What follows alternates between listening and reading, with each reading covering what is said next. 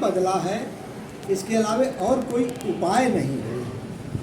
अभी प्रिंसिपल साहब, प्राचार्य जी जो है डी कॉलेज के प्रिंसिपल साहब का है थोड़ा सा छोटी बात है कि प्राचार्य जी जो है डी कॉलेज के प्रिंसिपल रहे, यहाँ बैठे दो वकील साहब लोग हैं, सबसे वरिष्ठ वकील जो है सीनियर वकील साहब है ना। तो अब इन लोगों के सामने बताना तो थोड़ा सा वो होगा, लेकिन यह है कि जीव का स्वभाव कभी भी बदला है तो सत्संग में ही बदला है। देखिए, हम किसी को जो है तीन भाव में देखते हैं, तीन भाव में देखते हैं, शरीर भाव, जीव भाव और स्वभाव, है ना। तो इसीलिए अपने मन को जो है अन्य बोझों से हटा करके, है ना, स्वभाव भाव में लाइए। भले मन समझकला दिल दनिया, भोले मन समझकला दिल दनिया, आगे हाट न बनिया, भोले मन समझकला दिल दनिया। प्यासा हो तो पानी पी ले, प्यासा हो तो पानी पी ले, अरे आगे तालन नदिया, भोले मन समझकला दिल दनिया। बोझ को हल्का कीजिए, बोझ को हल्का कीजिए, आगे कोई मिलेगा नहीं फिर आपके इस काम क्रोध मोह लोभ ईर्ष्या द्वेष रूपी बोझ को उतारने वाला। तो सत्संग में इसको उतार लीजिए, सत्संग में स्वभाव बदल लीजिए। क्योंकि एक बार भगवान के दरबार में गुरुदेव भगवान वशिष्ठ जी ऊपर बैठे, आप वरिष्ठ आदमी हैं, तो बैठे हुए थे, तो गुरुदेव भगवान वशिष्ठ जी पूछ बैठे हनुमान जी से, है ना, कि हनुमान जी आप कौन हैं? हनुमान जी आप कौन हैं? अब हनुमान जी तो हनुमान जी, ज्ञान नाम अगर गाड़े आप, तो कहे कि एक तो शरीर भाव में मैं सेवक हूँ और ये स्वामी हैं। कि शरीर भाव में तो मैं सेवक हूँ, ये स्वामी है। दूसरा, जीव भाव से मैं अंश हूँ और ये अंशी है। रामचरितमानस क्या कहता है? ईश्वर अंश जीव अविनाशी, चेतन अमल सहज सुख राशि।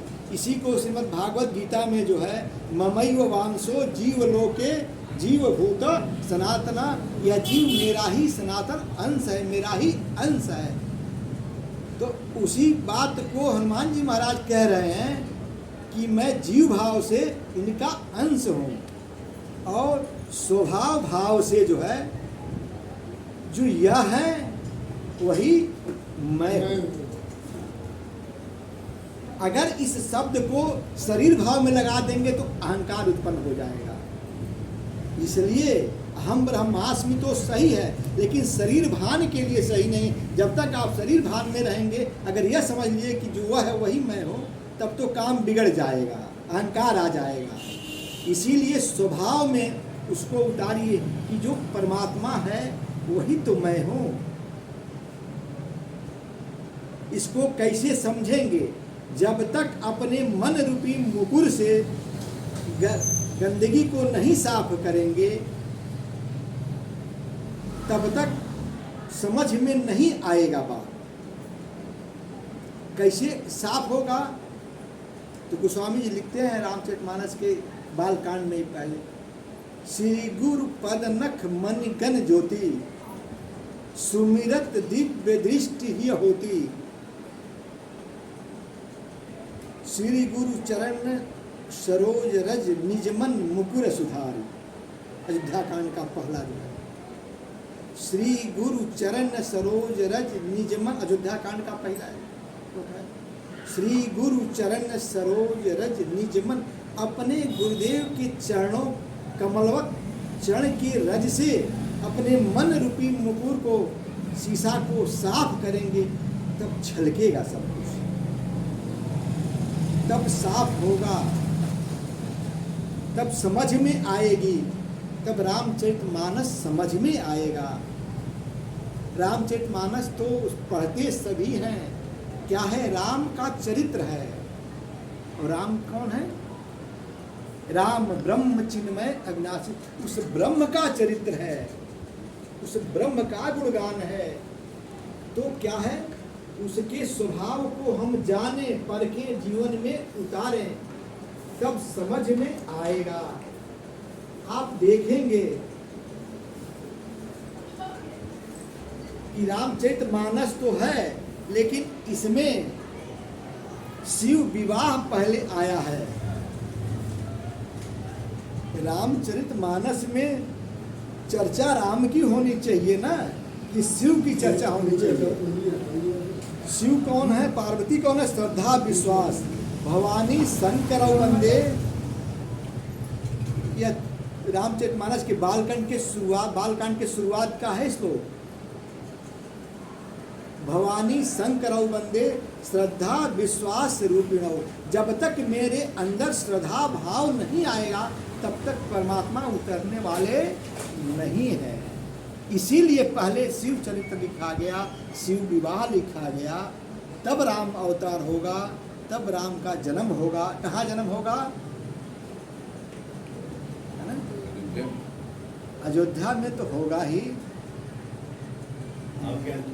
दिनकर वंश है ना, लीन्हे दिनकर वंश उदारा, उदार वंश में लेंगे। और कहाँ लेंगे? जो सूर्य भगवान का दिनकर का वंश होगा। दिनकर का वंश मतलब सूर्य भगवान मतलब क्यों? प्रकाश, ऊर्जा, ज्ञान। ज्ञान का स्रोत जहाँ ज्ञान होगा, वहीं परमात्मा का अवतरण होगा। आप सभी ज्ञानी पुरुष हैं, तभी सब कहा नहीं, सभी लोग बैठ गए यहाँ पे आ गए।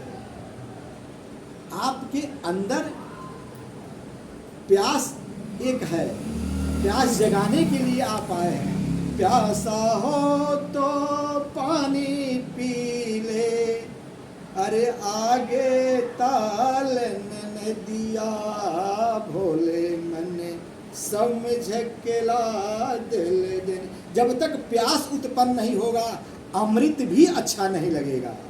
और प्यास यदि होगा तो पानी भी अमृत तुल्य लगेगा। इसलिए जब तक ज्ञान के पिपासु आप नहीं होंगे, परमात्मा का जन्म होने वाला नहीं है। उदार वंश में परमात्मा आते हैं, है ना। लीने दिनकर वंश उदारा। अयोध्या में तो लेंगे ही। अयोध्या का भी मतलब जहाँ युद्ध नहीं होता है, वहाँ परमात्मा आते हैं। हमारे यहाँ साईं दाता कहते हैं, जहाँ खटपट होता है मैं वहाँ से चला जाता हूँ, है ना। जहाँ खटपट हुआ अयोध्या में, भगवान चले। भैया पहले भागने वाले भगवान हैं झंझट से। तो यदि घर परिवार में झंझट होगा तो भगवान का अवतरण नहीं होगा। तो परिवार में यदि जो है आप चाहते हैं कि परमात्मा का अवतरण हो, है ना, तो पहले तो झंझट क्लेश शंका मिटाइए। यहीं से रामचरितमानस की शुरुआत होती है। सती के अंदर शंका आ गया, बर्बाद हो गई। शंका संदेह अपने को बर्बाद करता है, दूसरे का नुकसान नहीं करता है। इसीलिए रामचरितमानस की हमारे यहाँ साईं दाता के यहाँ लिखा जाता है, शोक संदेह मिट जाए, अनीस की ईश की सरंजो शीस नावे, सदा सत्संग के रंग में रहे, नाम की आस करी सो जुड़ावे, नितय गुरु गुफा जो सूरत गुंजा करे, नाद अनहद तो समझ पावे। प्रिंसिपल साहब प्राचार्य जी जानते हैं इस बात को। हमारे गुरुदेव भगवान के आप भी शिष्य हैं, हम भी शिष्य हैं, एक पद से गुरु भाई भी हैं। तो आप जानते हैं इस बात की गहराई को कि शोक संदेह जब तक मिटेगा नहीं, तब तक परमात्मा का अवतरण नहीं होगा, है ना। यही माँ कैकेयी के अंदर आ गया भाव, परमात्मा चले गए, है ना। तो जब तक हमारे मन में जो है ज्ञान का पिपासा नहीं होगा, क्योंकि आगे ताल और नदी नहीं है। शरीर का संबंध, श्वास का संबंध शरीर से खत्म होने के बाद से कुछ भी नहीं हो सकता है। इसलिए अगर पहले प्यास जगा लीजिए कि श्वास के शरीर के साथ रहते रहते परमात्मा की जानकारी कर लीजिए। लीने उद्यमी कर बंद से उदार बनिए, कठोर मत बनिए। भय प्रकट कृपाला दीन दयाला, दयाल बनिए, दीन बनिए, तब परमात्मा उतरेंगे। अयोध्या में तो उतरेंगे, हमारे इस जो है हृदय में तभी उतरेंगे, है ना। तो क्या होगा, परमात्मा ने क्या मतलब है, वो तीर धनुष लेकर के बैठ जाएंगे क्या? कोई 6 फीट की चारपाई बिछी हुई है इसमें। हा? किस रूप में आएंगे? आनंद के रूप में आएंगे। और आनंद कहाँ मिलेगा, आनंद कहाँ होगा? वरिष्ठ वकील साहब बैठे हुए हैं, कोई जज साहब लोग फैसला जब दे देते हैं तो वह अपने कलम से नहीं बदल सकते उसको। क्या बोल साहब, जब तक कि आप उसके हायर कोर्ट में नहीं जा अपील करेंगे तब तक वो फैसला नहीं बदल सकता। तो ये सुप्रीम कोर्ट का फैसला है भोले बाबा का, है ना। माँ पार्वती जब पूछती हैं तुम पुण्य राम, अरे राम दिन राती, तुम पुण्य राम, राम दिन राती, सादर जप हो अनंग राती, सादर जप हो अनंग राती। हे प्रभु, आप रात दिन बैठ जाइए, बैठ जाइए, आप रात दिन राम राम जपते रहते हैं, है ना। वह राम कौन है? तो सुनिए, वो राम आनंद के रूप में कैसे आएंगे?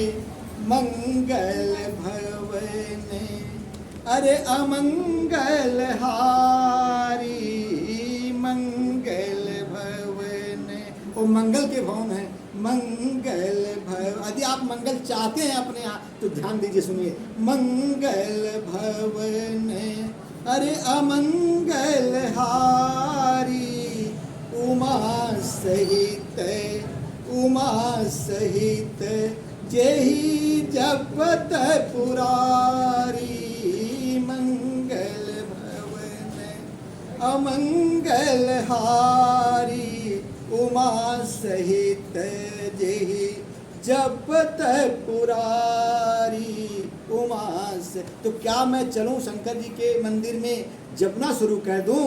नहीं, अपने परिवार में अपनी पत्नी के साथ, अपने बच्चों के साथ जो है भजन कीजिए, सत्संग कीजिए, तब घर में मंगल आएगा। क्यों हम जा कर के, मैं विरोध नहीं करता, मैं बताना चाहता हूँ कि मंदिर में तो जाइए ही, लेकिन घर में स्वभाव बनाइए।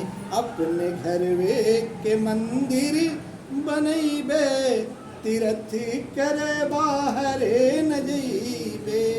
अपने घर वे के मंदिर बनैबे, तीर्थ करे बाहरे न जइबे।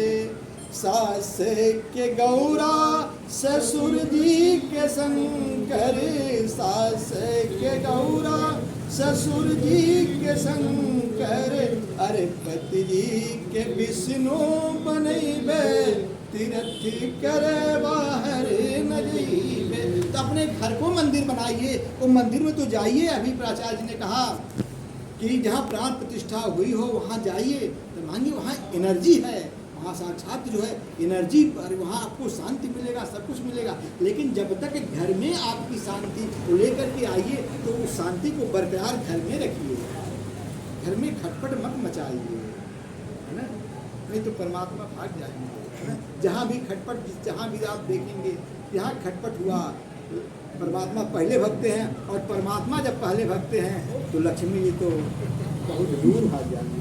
99% में यही हो रहा है। हाँ, इसीलिए सत्संग, इसीलिए सत्संग आजकल आप देखेंगे हमारे कार्यक्रम, हमारे क्या मतलब आप सभी के कार्यक्रम का एक मुख्य उद्देश्य है कि जो भी आता है मैं पहले बुजुर्ग से आरती कराता हूँ, इसके पीछे एक संदेश आता है, एक संदेश देने का प्रयास करता हूँ कि घर में परिवार में जब तक किसी बुजुर्ग अपने घर के बुजुर्गों का सम्मान नहीं होगा तब तक घर में सुख शांति नहीं आएगी। इसलिए घर में जो है अपने बुजुर्गों का सम्मान कीजिए, यही सुंदरकांड सिखाता है ना। जा पहली चौपाई जामवंत के वचन सुहाए, सुनी हनुमंत हृदय अति भाए। इसका यही संदेश है युवकों के लिए, समाज के लिए, कि जब तक हमारे घर परिवार समाज के नवयुवकों को, घर परिवार समाज के बुजुर्गों का आदर नहीं होगा, उनकी बात को लेकर के, उनके अनुभवों को लेकर के जगत का कार्य नहीं करेंगे तो उनका जीवन सुंदर नहीं बनेगा। तो सुंदरकांड नाम रखना गोस्वामी जी का सार्थक नहीं होगा। इसलिए घर परिवार के बुजुर्गों का आदर कीजिए, सम्मान कीजिए, उनके अनुभवों को लेकर के यदि आगे चलेंगे तो आगे क्या होगा? अजर अमरे गुण निधि सुत हो, अजर अमरे गुण निधि सुत हो, करहु बहुत रघुनायक छो, करहु बहुत। तो क्या आप अजर अमर हो जाएंगे? नहीं, आपकी जस कीर्ति का पताका त्रिलोक फैलेगा, आपकी जस कीर्ति का नाम आपके जाने के बाद भी रहेगा। आज संजोग से अयोध्या जी के जो है रामनामी बैंक के एक महंत जी भी आने वाले थे, चर्चा की हमसे हुई थी, कहे कि नहीं डॉक्टर साहब आपके सत्संग में मैं जरूर आऊँगा शनिवार को। अब किसी कारणवश साहब नहीं आ सके, आप जानते हैं, सेठ जानते हैं, हाँ राम साहब जी। तो इसीलिए कहा गया कि जहाँ सुमत तहाँ संपत्ति नाना, जहाँ कुमत तहाँ विपत निदान।